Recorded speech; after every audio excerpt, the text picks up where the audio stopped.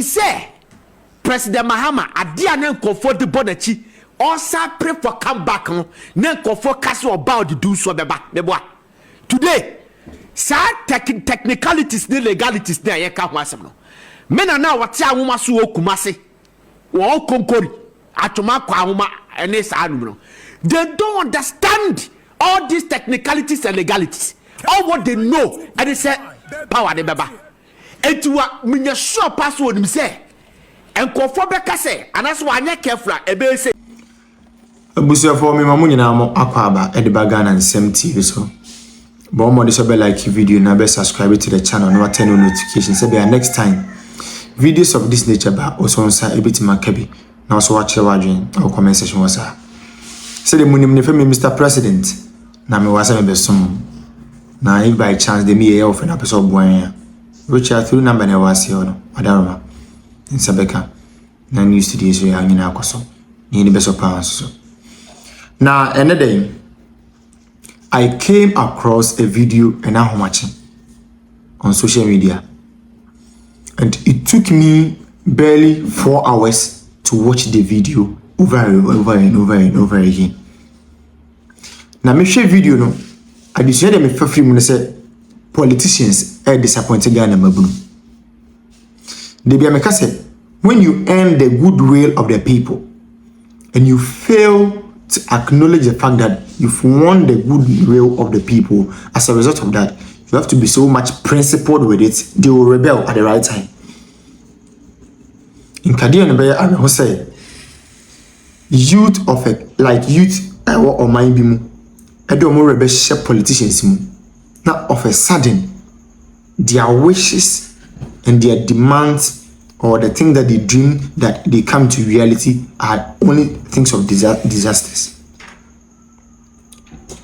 Me say President Mahama adia na nkofo de bonachi also pray for come back no na nkofo castle about the do so beba today sa technicalities ne legalities na ye ka ho asem no me na wate awoma so okumase wo konkori atoma kwa awoma ene sa anum no they don't understand all these technicalities and legalities all what they know and they say power de beba etuwa minya sure password nim say enkofo beka say anaso anya careful ebe say Mahama di dum so bai ekufo ado aba be kele dum so the Mahama bai was di dum so bai Mahama di dum so bai who was a deputy minister for power Abu Jinapor Mahama ekufo ado aba be kele dum so who was the ranking member Abu Jinapor okay Mahama sadu dum so aba who is the minister Abu Jinapor me sure pass sadie ni did it remove them me say dia happen wa kosombo no committee na wate no a omuso me investigation no oboma no TV so me hwebi fa committee ni mra TV so ne na ye hwebi so that you betimi a pass judgment an 8-year-old girl will be able to know say engineer engineer wua we differ na se oni for sa semness no was sheda no man konfo kokoshe the control system na se nya no kre de make an watch say because committee na ba be aduma no how will you know so about can kre how will you know see the papa the escape goat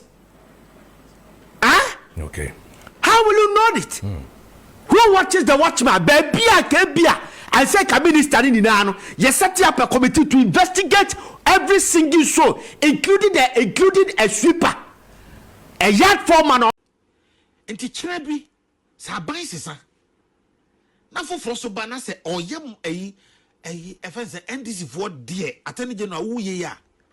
Mobile saying, maybe I might see enemy ho. I might be enemy ho. Maybe I'm tear. Dr. Sekwame despise on Castle Abreme. But this is an AG who will come and bastardize people, pronounce people guilty because they know that the aura has nothing. The aura is a calculated attempt to tarnish the images of people. They are in their second year and they have not been able to prove a single case. You see, I have always maintained this and I've said it even to a fault. That if not for the NDC, nobody would have ever said a politician is corrupt in this country. Because before someone is accused of corruption, nobody is guilty until proven guilty by a competent court, right? Yeah. You know, a pastor came and gave me a contract to go and insult a president of Ghana somewhere. And I said, this is a big thing that I can't do it. And even when you go through, my mom is an adopted child, which the president, my mom is from the president's side, which the president that I'm talking is Nana Akufo-Addo. Wow. This thing happened at the time Nana Akufo-Addo was a president. There are certain things I don't want to go to that point because it's something that was uncalled for.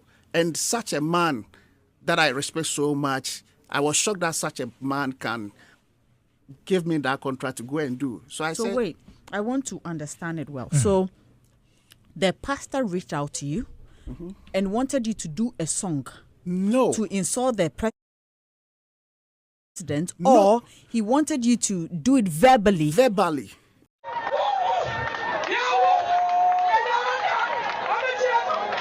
Honorable Anodompre, Daddy.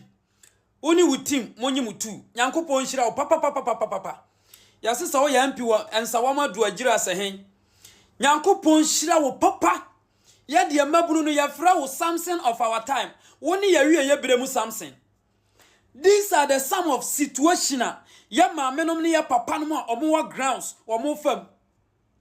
Ya tikrom ha, ya se dollar kofom. Dia na dollar. Impact bay na dollar wo ewo Ghana fo ya setena mu ni abrabo so.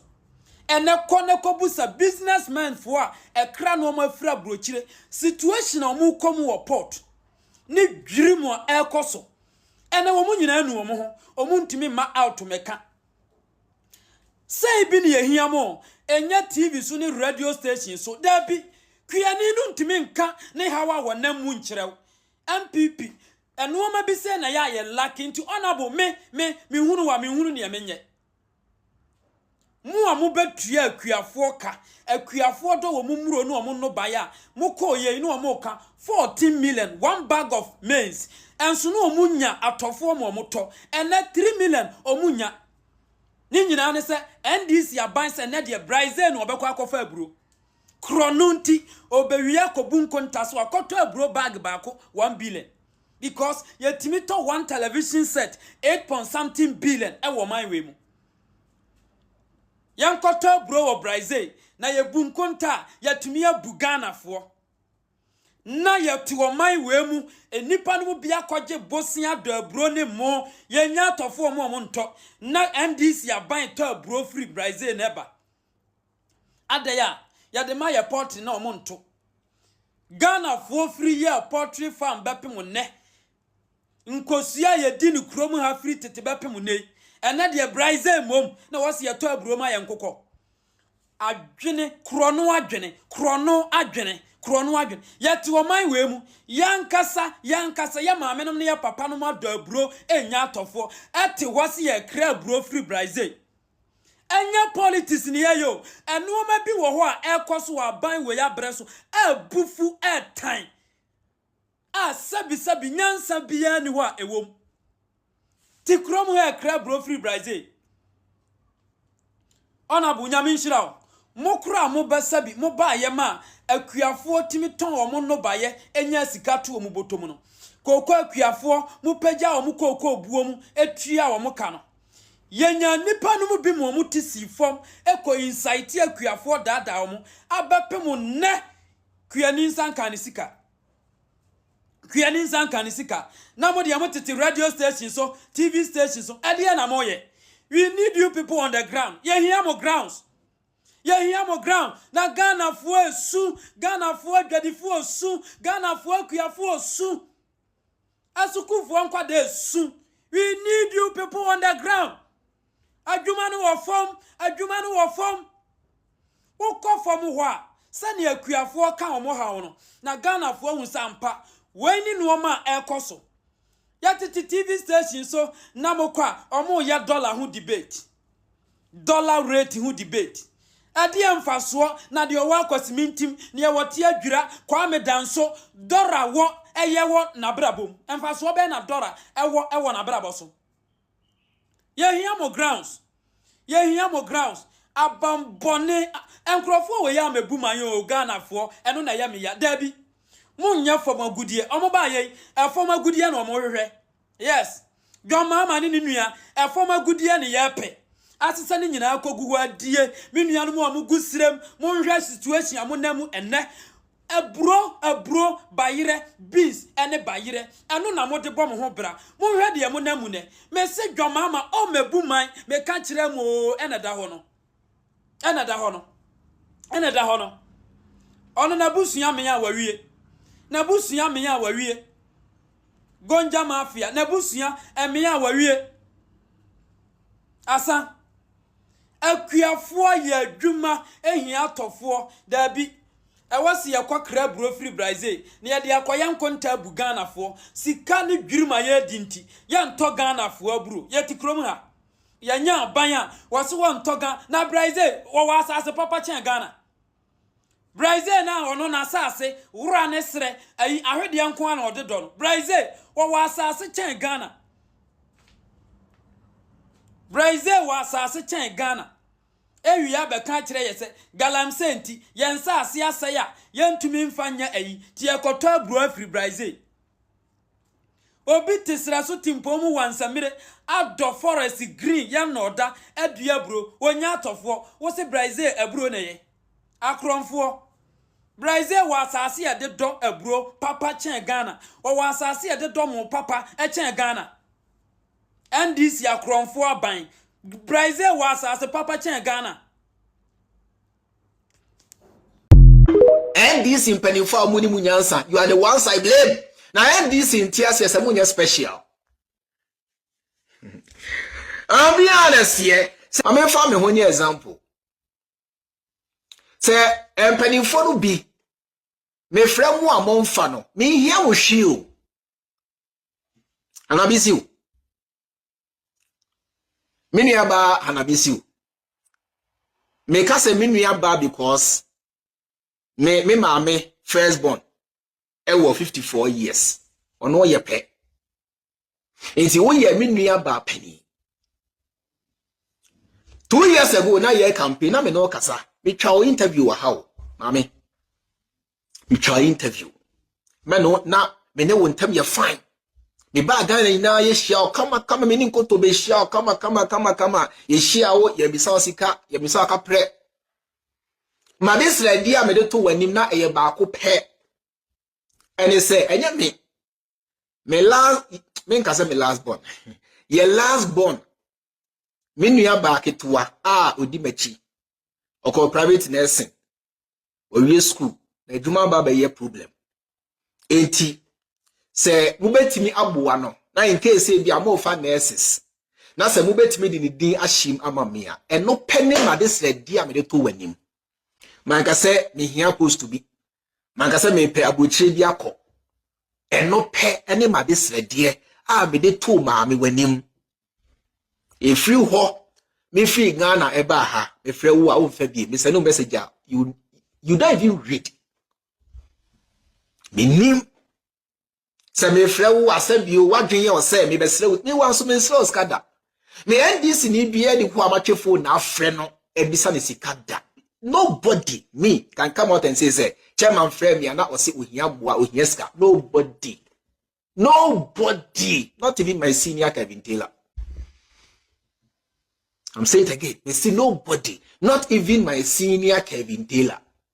So Kevin Taylor achema dieda, which of course achema dieda e onu akasa na kumemu e na odi chair me man sre no me nya sesrefo enti ye frem mu na se mo mfa e mama dwen nya mo se ye frem mu se ye hia bibi o fefe na efe se me no ntembe kama fefe na efe se ye na ye adwumaden enya ye nko social media for mainstream media for Ghana for the youth devoted themselves and their time eye adwumade boa NDC and esa youth no e dia ade na omonsa aka. What have they gotten? Nothing. Can't promise any NDC member say meboa me campaign and as me kasa dia boa NDC. I can't promise. NDC mean to me because of musubai with musem what thing with trim what thing why say chin say bare mo de credo at mo panty mo no problem me ano so boxer credo kotokuro pa de dem mo de montena se na mutiri mu nya den na mo no matamfo na omo a edo NDC monto ye ntwene ohene baba oba ni na anu ya ba ye video ka se ye frem okura mo mfa biem Nurudin Abbas mu nyina na ye ne mu a na ekọ na eba o ene adwini future obetimi ko gina adokro ne nkyinam so to waba ade ba se o nyame kwan na ode ato ho no se wo so ye sofo na wo beka no kura kire Ghana fo na nyame kwan todo no eda ho asofo esese mu hu no kura wei na mo kan na wo de ba be ye wo de be wada because wa ka se president Mahama ye wadamfo wo ye would be a wo ne no country musam ni